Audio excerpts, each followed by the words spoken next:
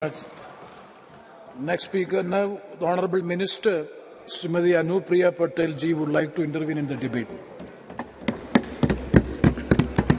धन्यवाद सभापति महोदय।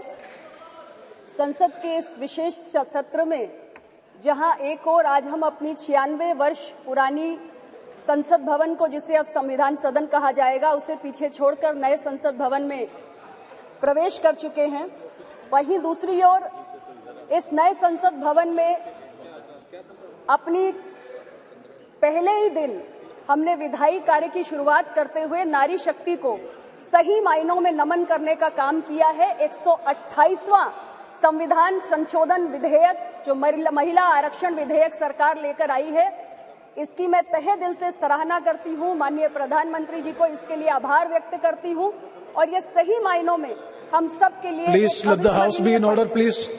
सभापति महोदय, भारत दुनिया का सबसे ज्यादा आबादी वाला देश है और 142 करोड़ की आबादी में 70 करोड़ की आबादी महिलाओं की है। लेकिन बहुत चिंताजनक और दुर्भाग्यपूर्ण है कि आज भी हमारे लोकसभा में जो महिलाओं की भागीदारी है वो महज 14% है और राज्यसभा में केवल 11% है। इंटर पार्लियामेंट्री यूनियन की एक रिसर्च हुई जिसमें निचले सदन में महिलाओं की भागीदारी का आंकड़ा देखा गया 193 देशों में, जिसमें भारत की रैंकिंग 149 है, यानी 149 है। और ग्लोबल जेंडर गैप रिपोर्ट 2022 में भी 146 देशों में जो भारत की रैंकिंग है वो 135वीं है। ये कोई बहुत एनकरेजिंग आंकड़ा नहीं है हमारे लिए। और सरकार के तमाम आर्थिक सर्वेक्षण भी बताते हैं कि हमारे राज्य की विधानसभाओं से लेकर हमारे देश की लोकसभा में, देश की संसद में महिलाओं की भागीदारी बहुत कम है और इसलिए महिला आरक्षण विधेयक समय की जरूरत है। और आज ये बड़े दुख की बात है कि छोटे छोटे देश UAE, Cuba, Rwanda, Mexico, Nicaragua, New Zealand, ये वो देश हैं जिन्होंने 50% तक महिलाओं की भागीदारी अपने डेमोक्रेसी में सुनिश्चित कर ली है। और भारत जो कहता है कि दुनिया के सबसे बड़ा लोकतंत्र है, हम अपने यहाँ 50% की अभी तक भागीदारी सुनिश्चित नहीं कर पाए हैं। तो उस दिशा में ये एक महत्वपूर्ण कदम है। और बाबा साहेब अम्बेडकर ने कहा था कि political power is the key to social progress. हमने देखा है कि हमने अर्बन लोकल बॉडीज में, पंचायती राज संस्थाओं में जब अपने देश की महिलाओं को भागीदारी दी तो हमारी महिलाओं ने ग्रामीण क्षेत्रों में, शहरी क्षेत्रों में कितना उल्लेखनीय कार्य करके दिखाया है। और जहां तक मोदी जी की सरकार की बात है तो हमारी सरकार विमेन लेड डेवलपमेंट की बात करती है, यानी कि महिलाएं आगे बढ़ के कैसे देश का नेतृत्व करें, इसकी बात हम करते हैं। तो इसलिए जरूरी है कि जो टॉप मोस्ट डिसीजन मेकिंग है हमारे देश के अंदर, हमारे लेजिस्लेटिव प्रोसेस में और हमारे इंस्टीट्यूशंस में हमारी महिलाओं को लाना बेहद जरूरी है। और उस दृष्टि से ये बिल बहुत ही महत्वपूर्ण है। अध्यक्ष जी, ये बिल नया नहीं है, ये बिल पुराना है, इसका इतिहास 27 वर्ष लंबा है। हमने देखा कि 1996 में सबसे पहले एच.डी. देवेगौड़ा जी की सरकार इस बिल को लेकर आई थी और उसके बाद तमाम लोगों ने प्रयास किए, तमाम पार्टीज ने, सरकारों ने। 97, 98, 99, 2003 में वाजपेयी जी की एनडीए की सरकार ने प्रयास किया। 2008 और 2010 में यूपीए की सरकार ने प्रयास किया, लेकिन कोई भी सरकार इसे एक लॉजिकल कंक्लूजन तक ले जाने में सफल नहीं हुई। सभी सरकारों ने विफलता का ही सामना किया। उस दृष्टि से मुझे बहुत प्रसन्नता है कि मोदी जी के नेतृत्व की सरकार जब इस विधेयक को लेकर आई है तो हम इसे सफलता तक, अंजाम तक पहुंचाने का काम इस बार करके दिखाएंगे।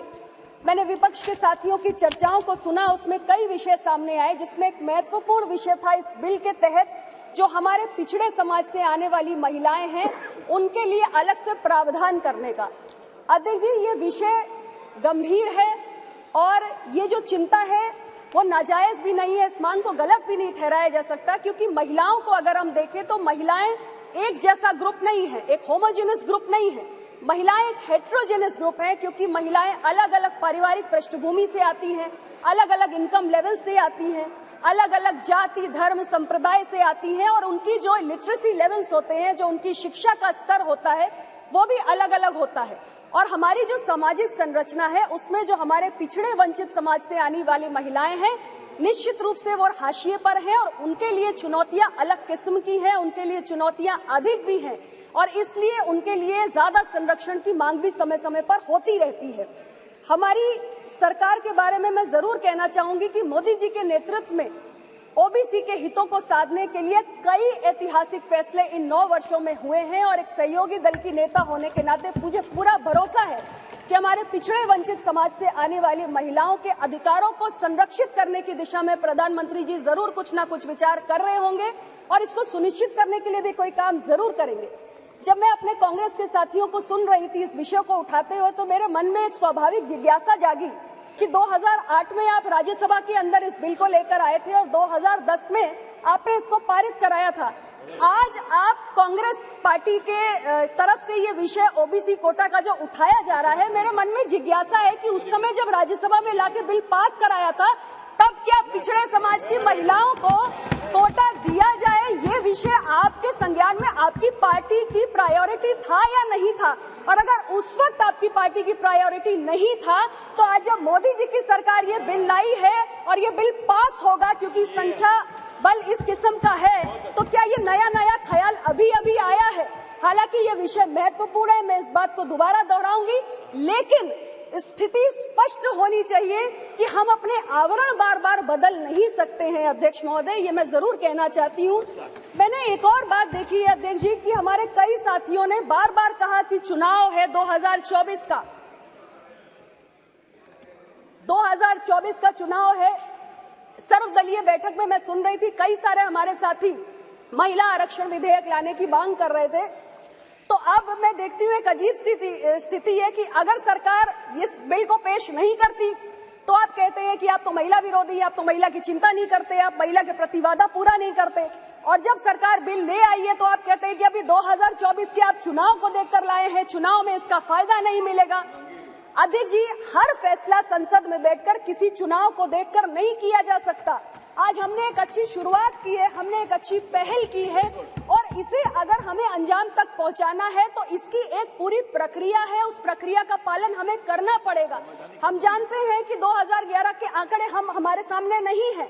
2001 में हमारी सेंसस हुई, उसके बाद एक लंबे समय तक हमने सेंसस की एक्सरसाइज नहीं करवा पाई है, बीच में कोविड की भी बाधाएं रही। तो हमारे पास जो जनगणना के आंकड़े हैं वो बेहद पुराने हैं और उसके आधार पे हम डिलिमिटेशन नहीं कर सकते, हम एडिशनल सीट्स जनरेट नहीं कर सकते। इसलिए हमें इस संवैधानिक प्रक्रिया का पालन करना पड़ेगा और हमें नए सेंसस एक्सरसाइज के साथ डिलिमिटेशन करते हुए एडिशनल सीट्स क्रिएट करनी होंगी, जिसमें हमारी और जो महिलाएं हैं उनको इसमें आने का मौका मिले। और जो आज हम परेशान हैं कि महज लोकसभा में 14% की हमारी महिलाओं की भागीदारी है, वो बड़े हमारे राज्यों के सदन में भी बढ़े। तो ये चिंता जो आपकी है, ये जो बार बार चुनाव को लेकर, मैं यही आग्रह करूंगी कि मैं देख रही हूं कि एक जो सेंस ऑफ द हाउस है कि सभी लोगों का एक मूड भी है कि यह बिल पारित हो, तो इसमें किंतु परंतु नहीं होना चाहिए। ये बिल स्वागत योग्य है, इसको लेकर आपकी कुछ आपत्तियां हो सकती हैं, सरकार उनका ध्यान भी रखेगी और इसको हम खुले दिल से स्वीकार करते हुए बिना किसी किंतु परंतु के इसको आगे बढ़ाएं, इसको आगे लेकर जाएं और बाकी सारे जो सेंसस को लेकर या डिलिमिटेशन को लेकर आपकी चिंताएं हैं उसके आप त्याग दीजिए, सरकार इसकी चिंता कर लेगी।